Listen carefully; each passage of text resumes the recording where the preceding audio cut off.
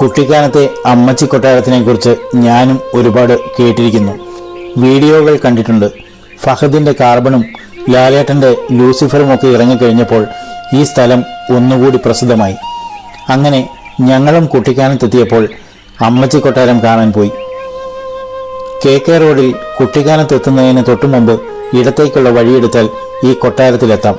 അങ്ങോട്ടേക്ക് sign board ഒന്നുമില്ല, വിജനമായ ചെറിയ വഴി, ഇരുവശവും ഇടതൂർന്ന മരങ്ങൾ. 1.5 കിലോമീറ്റർ താണ്ടുന്നതിനിടയിൽ ഞങ്ങളെ കടന്ന് 2 വണ്ടി മാത്രം കടന്നുപോയി. ഇടതുവശത്ത് തുറന്നു കിടക്കുന്ന തുരുമ്പിച്ച ഗേറ്റ്. 210 വർഷങ്ങളോളം പഴക്കമുള്ള അമ്മച്ചി കൊട്ടാരത്തിന്റെ പ്രവേശന കവാടം. മുമ്പോട്ട് പോകുന്തോറും നിഗൂഢത നിറഞ്ഞ ആ കൊടുങ്കാട്ടിനുള്ളിലെ കൊട്ടാരത്തിന്റെ ഉയർന്ന ഭാഗങ്ങൾ വൃക്ഷത്തലപ്പുകൾക്ക് മുകളിൽ കാണാൻ കഴിഞ്ഞു. പ്രൗഢഗംഭീരമായ കൊട്ടാരത്തിന്റെ ദൃശ്യം കൂടുതൽ വ്യക്തമായി.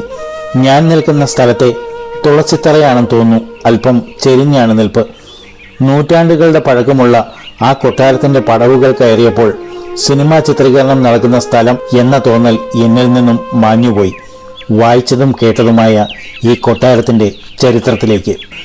ഇപ്പോൾ പോലും കൊടും കാടായി കിടക്കുന്ന ഈ പ്രദേശം 210 വർഷങ്ങൾക്ക് മുമ്പ് എങ്ങനെയായിരിക്കാം എന്ന് ചിന്തിക്കാനേ സാധിക്കുകയില്ല. KK റോഡ് പോലും നിർമ്മിച്ചത് 112 വർഷങ്ങൾക്ക് മുമ്പ് മാത്രമാണെന്ന് ഓർക്കണം. അന്ന് ഇന്ന് KK റോഡിലെ പ്രധാന സ്ഥലങ്ങളായ പാമ്പാടിയോ പൊൻകുന്നമോ കാഞ്ഞിരപ്പള്ളിയോ മുണ്ടക്കയമോ ഒന്നും ഇല്ലായിരുന്നു.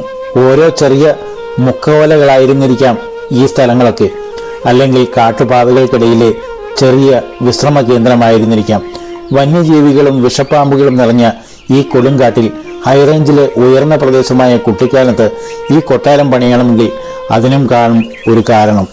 സുഖശീതളമായ കാലാവസ്ഥയാണ് കുട്ടിക്കാലത്ത്. മഞ്ഞു പുതച്ച താഴ്വരകളും അവയ്ക്കിടയിലൂടെ അരിച്ചു വരുന്ന തണുത്ത കാറ്റും. മറ്റു ചിലപ്പോൾ ഒരു സിനിമാ സ്ക്രീനിൽ എന്നവണ്ണം ദൃശ്യങ്ങൾ മാറും. പറന്നു വരുന്ന കോട കാഴ്ചകളെ മറയ്ക്കും. പ്രകൃതിയുമായി ചേർന്ന് അതിന്റെ മാസ്മരികതയിൽ മുങ്ങിത്താഴാൻ, മനസ്സ് കുളിർക്കാൻ കുട്ടിക്കാനം പോലെ മറ്റൊരു സ്ഥലവും ഹൈറേഞ്ചിലില്ല.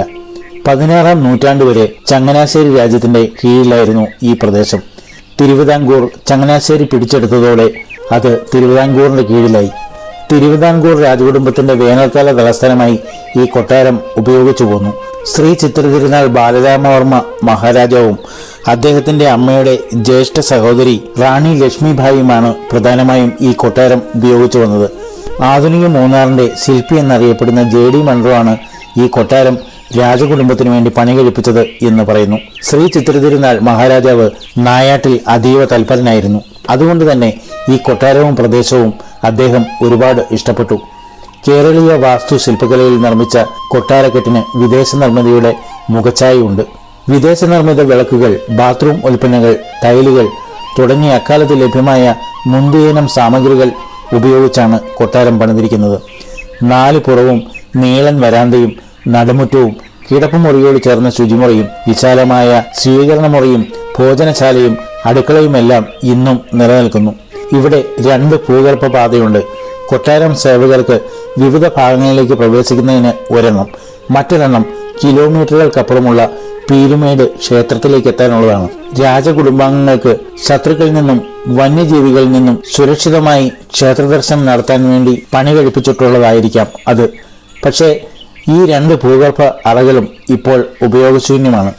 ഒറ്റ അച്ചിൽ വാർത്തെടുത്ത ഇരുമ്പഴികളിലെല്ലാം തിരുവിതാംകൂർ രാജകുടുംബത്തിന്റെ രാജമുദ്ര ആലേഖനം ചെയ്തിട്ടുണ്ട്. റോപ്പ് വേ ഉപയോഗിച്ചാണ് ഈ കൊട്ടാരത്തിന്റെ നിർമ്മിതിക്ക് ആവശ്യമായ സാമഗ്രികൾ ഇവിടെ എത്തിച്ചത്. പീരുമേട് വില്ലേജ് ഓഫീസിലെ കണക്കുകൾ പ്രകാരം 73 ഹെക്ടറിൽ പരന്നു കിടക്കുന്ന ഈ ഭൂപ്രദേശം തരിശും പുറമ്പോക്കും ഉൾപ്പെട്ടതാണ്. കൊട്ടാരം ഉൾപ്പെടുന്ന 25 ഏക്കർ പ്രദേശം ഇപ്പോൾ സ്വകാര്യ വ്യക്തികളുടെ കൈവശമാണ്. ചരിത്രങ്ങൾ ഉറങ്ങുന്ന ഈ കൊട്ടാരവും അതിനോടനുബന്ധിച്ച മറ്റ് ഏക്കർ കണക്കിനുള്ള സ്ഥലങ്ങളും എങ്ങനെ സ്വകാര്യ വ്യക്തികളുടെ കയ്യിൽ എത്തി എന്നതിന് വ്യക്തമായ തെളിവുകളില്ല.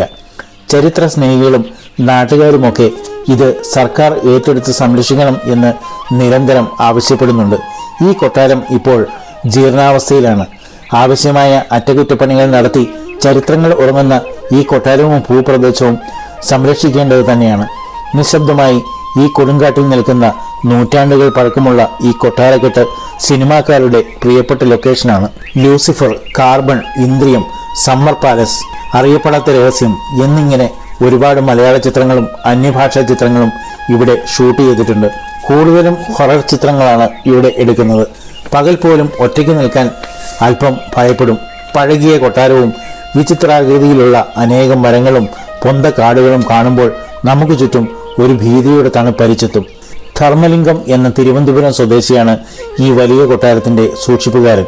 തലയിൽ ക്യാപ്പ് വെച്ച് ചുമന്ന കോട്ട് ധരിച്ച് ആ കൊട്ടാരത്തിന്റെ നിഗൂഢതയ്ക്ക് ചേർന്ന രീതിയിൽ ഒരു സൂക്ഷിപ്പുകാരൻ. എല്ലാവരെയും അകത്ത് കടത്തിവിടുന്നില്ല, ഫോട്ടോ അനുവദിക്കില്ല. എനിക്കും മുമ്പേ പോയ പിള്ളേര് സെറ്റിനെ പുള്ളിക്കാരൻ കയറ്റിയില്ല. അവരെന്തൊക്കെയോ പറഞ്ഞ് ലൂസിഫറിന്റെ ലൊക്കേഷൻ തപ്പിക്കൊണ്ട് കൊട്ടാരത്തിന് ചുറ്റും നടക്കുകയാണ്. അവർക്കത് കണ്ടുപിടിക്കാൻ സാധിക്കില്ല. കാരണം കൊട്ടാരത്തിന് മുമ്പിൽ തടിമല്ലിന്റെ സെറ്റിട്ടാണ് അത് ഷൂട്ട് ചെയ്തതെന്ന് ഞാൻ അറിഞ്ഞിരുന്നു. അതിലൊരുവൻ പറയുന്നു പൊളി കൊട്ടാരമാണെന്ന്. ഞാനോർത്തു, ശരിയാണ്, കൊട്ടാരം ഇപ്പോൾ പൊളിയാറായിട്ടുണ്ട്. കാലങ്ങൾക്കൊപ്പം വാക്കുകളുടെ അർത്ഥവും മാറിയിരിക്കുന്നു. ഞങ്ങൾ ധർമ്മലിംഗത്തെ നോക്കിക്കൊണ്ട് വരാന്തയിൽ കാത്തുനിന്നു. അദ്ദേഹത്തിന് ഞാൻ വിനയം കൊടുത്ത് ഒതുങ്ങി നിന്നു. ബ ബ എന്ന ശബ്ദമുണ്ടാക്കിക്കൊണ്ട് അദ്ദേഹത്തിന്റെ കോഴികളെ വിളിക്കുന്നതിനിടയിൽ എന്നെ നോക്കുന്നുണ്ട്. ധർമ്മലിംഗം അത്ര ചെറിയ പുള്ളിയല്ല. ഒരു വിജനമായ കൊടുങ്കാട്ടിലെ പുരാതനമായ കൊട്ടാരത്തിൽ താമസിക്കണമെങ്കിൽ അല്പം ധൈര്യമൊന്നും പോരാ. പിന്നെ തിരുവിതാംകൂർ മഹാരാജാവിന്റെ കൊട്ടാരമാണ് ധർമ്മലിംഗം ഇപ്പോൾ നോക്കി നടത്തുന്നത്. കോഴിയെ വിളിക്കുന്നതിനിടയിൽ പെട്ടെന്ന് ഞങ്ങളോടൊരു ചോദ്യം, ഉള്ളിൽ പോണോ? ഞങ്ങൾ ഓടിച്ചെന്നു. വാതിൽ തുറന്ന് വലിയ ഹാളിലേക്ക് ഞങ്ങളെ കടത്തി. പുറകിൽ വാതിലടഞ്ഞു. എനിക്കൊരു പേടി തോന്നി. രാജകൊട്ടാരത്തിന്റെ എല്ലാ രഹസ്യ വഴികളും ധർമ്മലിംഗത്തിന് അറിയാം. കയറുണ്ടായിരുന്നു എന്ന് ഞാൻ ഓർത്തു. പേടി പുറത്തു കാണിക്കാതെ ഞാൻ ധൈര്യം സംഭരിച്ചു തന്നു. പക്ഷേ ധർമ്മലിംഗം സ്വിച്ചിട്ടതുപോലെ കൊട്ടാരത്തിന്റെ ചരിത്രങ്ങൾ പറഞ്ഞു തുടങ്ങി. മുമ്പ് ഞാൻ പറഞ്ഞതൊക്കെ തന്നെ. 50 വർഷമായി ധർമ്മലിംഗം തന്നെയാണ് ഇവിടെ. വരാന്തയും നടുമുറ്റവും കാണിച്ച് മുമ്പോട്ട് നടന്നപ്പോഴാണ് ആ രഹസ്യം പറഞ്ഞത്. അദ്ദേഹം മഹാരാജാവിനെ കണ്ടിട്ടുണ്ടെന്ന്. സത്യത്തിൽ ഞാൻ കോരിത്തരിച്ചുപോയി. ധർമ്മലിംഗം പിന്നെയും എന്തൊക്കെയോ പറഞ്ഞുകൊണ്ടിരുന്നു. തമിഴും മലയാളവും ഒരുമിച്ചൊഴുകിയപ്പോൾ പലതും പിടികിട്ടിയില്ല. ഒറ്റയ്ക്കാണോ താമസം എന്ന് ചോദിച്ചപ്പോൾ ഭാര്യ വരും, പണിക്ക് പോയിരിക്കുകയാണ് എന്ന് പറഞ്ഞു. ഒരു മൂലയിൽ അദ്ദേഹത്തിന്റെ ആഹാരം പാകം ചെയ്യുന്ന പാത്രങ്ങളൊക്കെ ശ്രദ്ധിച്ചു. ഒരു മകനുണ്ട്, തിരുവനന്തപുരത്താണ്, ഇടയ്ക്ക് വരും. കുട്ടിക്കാനത്തെ രാജകൊട്ടാരമാണ് ധർമ്മലിംഗത്തിന്റെ വീട്. താഴേക്കുള്ള പടവുകൾ ഇറങ്ങിയപ്പോൾ ധർമ്മലിംഗം പറഞ്ഞു, അവിടെ അടുക്കളയും കിടപ്പുമുറികളുമുണ്ട്, പിന്നെ ടൈം പാസ് മുറിയും. എനിക്കത് മനസ്സിലായില്ല. Time pass മുറിയോ? സംഗീത പറഞ്ഞു തന്നു, നേരം പോക്ക് പറഞ്ഞിരിക്കുന്ന സ്ഥലമായിരിക്കും. താഴേക്ക് നടക്കുമ്പോൾ മഹാറാണിയും തോഴിമാരും 200 വർഷങ്ങൾക്ക് മുമ്പ് എത്രയോ തവണ സഞ്ചരിച്ച വഴികളാണിത് എന്ന് ഞാൻ ഓർത്തു. കഥ പറച്ചിലും പാട്ടുപാടലും നൃത്ത പരിപാടികളുമായി എത്രയോ രാത്രികൾ ഇവിടെ ശബ്ദമുഖരിതമായിട്ടുണ്ടാവാം. കാലപ്പഴക്കത്തിന്റെ കരുവാളിപ്പുമായി നിൽക്കുന്ന ഈ ചുമരുകൾക്ക് സംസാരിക്കാൻ കഴിഞ്ഞാൽ അത് പറഞ്ഞു തരും ആരും കോറിയിടാത്ത അമ്മച്ചി കൊട്ടാരത്തിന്റെ രഹസ്യങ്ങൾ. 5 മിനിറ്റ് കൊണ്ട് ഞങ്ങളെ വിശ്വാസമായതുകൊണ്ടാവാം ധർമ്മലിംഗം ഞങ്ങളെ രാജകൊട്ടാരത്തിന്റെ അകത്തളങ്ങളിൽ ഒറ്റയ്ക്കാക്കി പുറത്തേക്ക് പോയി. പുറത്തുനിന്നും വാതിലടച്ചു. ഇപ്പോൾ എനിക്ക് പേടി തോന്നിയില്ല. ഞങ്ങൾ നിൽക്കുന്നത് തിരുവിതാംകൂർ രാജകുടുംബത്തിന്റെ അവസാന ഭരണാധികാരിയായിരുന്ന ശ്രീ ചിത്തിരതിരുനാൾ ബാലരാമവർമ്മയുടെ കൊട്ടാരക്കെട്ടിലാണ്. അത് ഗവൺമെന്റ് സംരക്ഷിക്കാത്തതിൽ എനിക്ക് വിഷമം തോന്നി. പണ്ടിവിടെ രാജാ രവിവർമ്മയുടെ വിലമതിക്കാനാവാത്ത ചിത്രങ്ങളും ചന്ദനം, ഈട്ടി, തേക്ക് എന്നിവയിൽ പണിത കട്ടിലുകൾ, മേശ, ചാരുകസേരകൾ ഒക്കെ ഉണ്ടായിരുന്നു. ഇപ്പോൾ അതെല്ലാം അപ്രത്യക്ഷമായി. ശത്രുക്കളിൽ നിന്നും രക്ഷപ്പെടാൻ മുറിഞ്ഞപുഴയുടെ അടിവാരത്തെത്തുന്ന ഒരു ഗുഹ ഉണ്ടായിരുന്നതായി പഴമക്കാർ പറയുന്നു. കാഴ്ചകളൊക്കെ കണ്ട് പുറത്തേക്ക് നടക്കുമ്പോൾ വീണ്ടും പ്രധാന ഹാളിലെത്തി. വേനൽക്കാലത്ത് രാജാവ് തിരുവിതാംകൂറിന്റെ ഭരണം ഇവിടെ നിന്നായിരുന്നു നടത്തിയിരുന്നത്. ശ്രീ ചിത്തിരതിരുനാൾ ബാലരാമവർമ്മയുടെ ഭരണകാലത്ത് തിരുവിതാംകൂറിന്റെ യശസ് വാനോളം ഉയർന്നു. ഭരണപരിഷ്കാരങ്ങളിൽ ഏറ്റവും പ്രധാനം ഇന്ത്യ മുഴുവൻ ശ്രദ്ധിക്കപ്പെട്ട താഴ്ന്ന ജാതിക്കാർക്ക് പ്രവേശനം അനുവദിച്ചുകൊണ്ടുള്ള ക്ഷേത്രപ്രവേശന വിളംബരം ആയിരുന്നു. മഹാത്മാഗാന്ധി നേരിട്ടെഴുതിയ കത്തിൽ രാജാവാണ് മഹാത്മാവ് എന്നെഴുതി.